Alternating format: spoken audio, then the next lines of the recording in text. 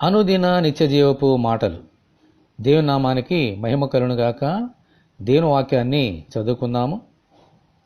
మీరు సంపూర్ణులను, ప్రతి విషయంలో దేవుని చిత్తమును గూర్చి సంపూర్ణాత్మ నిశ్చయత గలవారునై నిలకడగా ఉండవలని ఇతడు ఎల్లప్పుడూ మీ కొరకు తన ప్రార్థనలో పోరాడుచున్నాడు.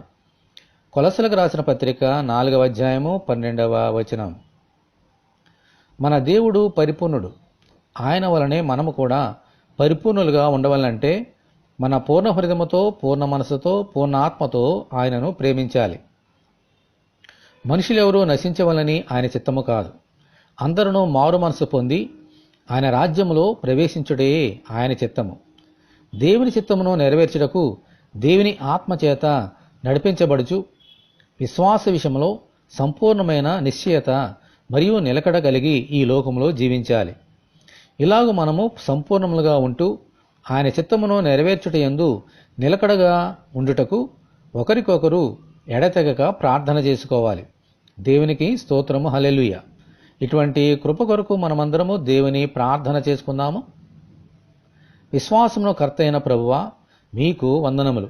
ఈ లోకములో మీ చిత్తమును నెరవేర్చుచు సంపూర్ణముగా ఉంటూ పరలోక రాజ్యంలో ప్రవేశించినట్లు అనుగ్రహించమని, ఈ వాక్యం వింటున్న నీ బిడ్డలందరినీ అలాగున దీవించమని ప్రభువైన యేసుక్రీస్తు ద్వారా ప్రార్థన చేయుచున్నాము తండ్రి, ఆమెన్.